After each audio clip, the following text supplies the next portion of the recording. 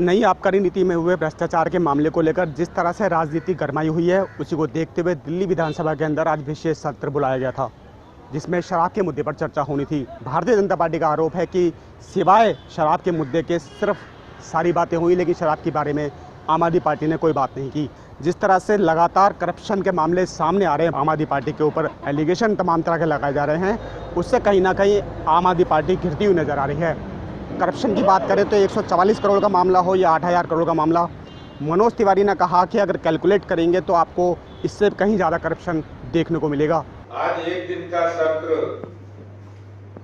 अरविंद केजरीवाल सरकार ने बुलाया और अरविंद केजरीवाल जी ने अभी विधानसभा सत्र में कॉन्फिडेंस मोशन रखा। तो एक बड़ा सवाल है कि कॉन्फिडेंस मोशन क्यों? क्या नो कॉन्फिडेंस हो गया है? क्या जनता का अविश्वास आपके प्रति हो गया है? एक बड़ा सवाल उठता है।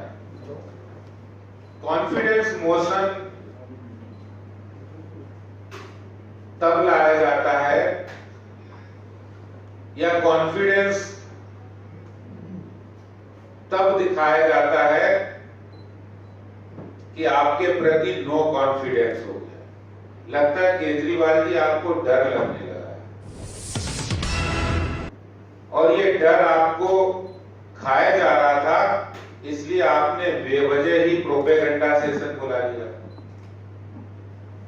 दिल्ली के अंदर ये पहला नहीं, दूसरा भी नहीं, ये चौथा ऐसा विधानसभा का सत्र है जिसमें दिल्ली का कोई मुद्दा ही नहीं। सिर्फ अपनी राजनीति को चमकाने के लिए, अपनी झूठी बातों को प्रोपेगेंडा करने के लिए आपने विधानसभा को भी नहीं छोड़ा है। पहले तो आम आदमी पार्टी प्रेस कॉन्फ्रेंस पार्टी थी, अब वो विधानसभा के एक दिन के सत्र को अपनी राजनीति के लिए इस्तेमाल कर रहे हैं। लेकिन जनता को बड़ी उम्मीद थी कि केजरीवाल जी आएंगे और पिछले 10 दिनों से जनता जो सवाल पूछ रही है, विपक्ष जो सवाल पूछ रहा है कि आपने शराब माफियाओं का कमीशन 2% से बढ़ा के 12% क्यों किया, इसके जवाब की उम्मीद से विधानसभा सत्र में आपके भाषण को लोग सुन रहे थे। लेकिन 2% से बढ़ा के 12% करके शराब माफिया को हजारों करोड़ का फायदा पहुंचाया, कोई जवाब नहीं आया केजरीवाल जी। दिल्ली की रिहायशी कॉलोनी के अंदर गली मोहल्लों में शराब के ठेके खोल दिए। क्यों खोले? कौन सी जरूरत आन पड़ी थी? कोई जवाब नहीं आया जिसकी उम्मीद थी।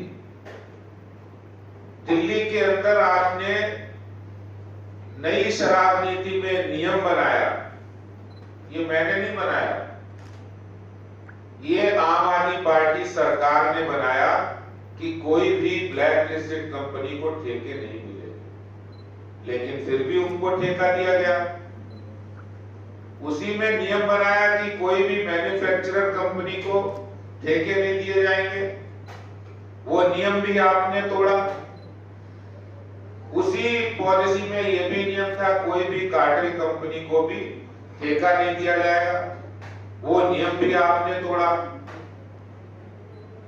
जनता सुनना चाहती थी केजरीवाल जी, ये एक दिन का सत्र बुलाया है और जो बेईमानी भ्रष्टाचारी आपने मैखाने में की है उसका जवाब देंगे। लेकिन जवाब नहीं मिला। विधानसभा का सत्र आपने कभी दिल्ली में पानी की बिगड़ती व्यवस्था पर तो बुलाया नहीं, कभी दिल्ली के अंदर परिवहन व्यवस्था अच्छी हो, इसके लिए तो कभी आपने बुलाया नहीं। दिल्ली के अंदर प्रदूषण से त्राह त्राह कर रहे लोग, तब आपने सत्र नहीं बुलाया विधानसभा का। जब दिल्ली में छठ पूजा जैसे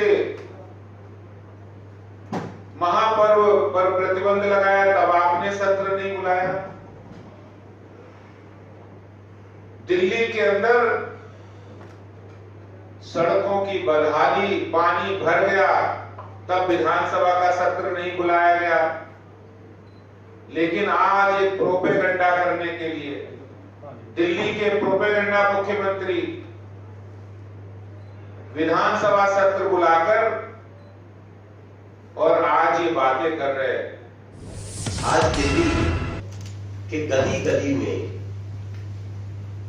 मनीष सिसोदिया के पुतले जलाए जा रहे हैं।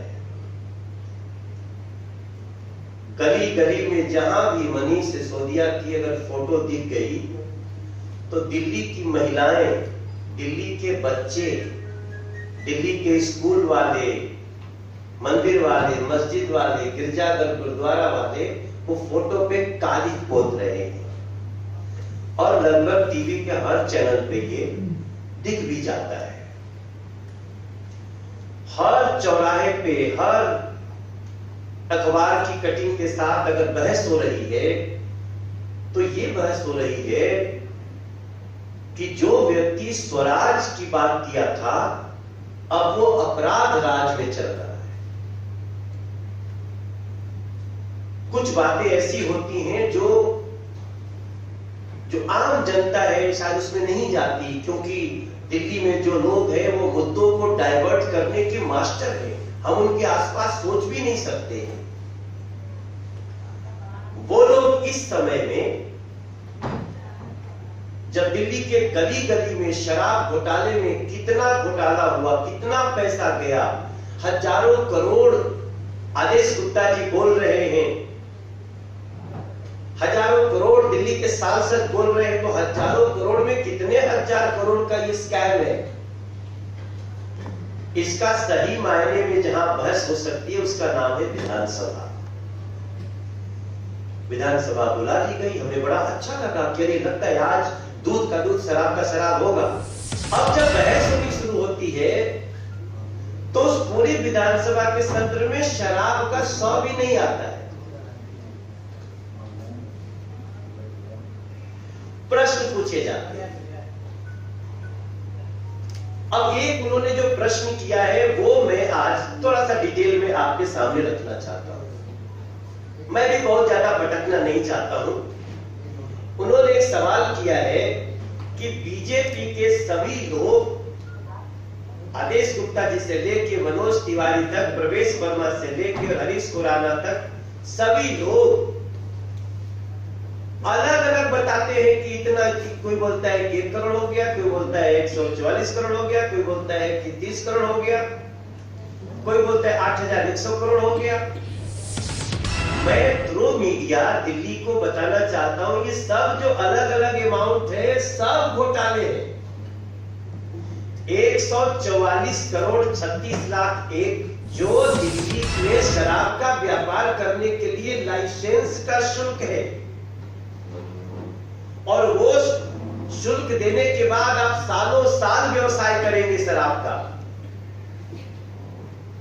उसको माफ कर दिया। एक दूसरा जो 30 करोड़ है वो भी लाइसेंस शुल्क ही है जो एयरपोर्ट से संबंधित था। दोनों को मिला के कितना हो गया? 174 करोड़ 36 लाख। 1 करोड़ की एक अलग घोटाला है, और 2% से 12% कमीशन बढ़ाने के बाद जो घोटाला निकल के आता है उसको तो लेकर के हम लोगों को बड़े बड़े जो जानकार हैं उनको कंप्यूटर में जोड़ना पड़ेगा कि ये 2% से 12% शराब व्यापारियों को कमीशन बढ़ा दिया गया। ये अमाउंट होता कितना है?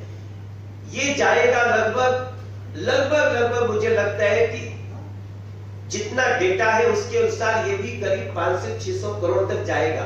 हम अभी नहीं जानते कहां जाएगा। यही तो, इसी को जांच कहते हैं, इसी को शोध कहते हैं। और 8,100 करोड़ हमने हिसाब एक लगाया, वो 5वां है।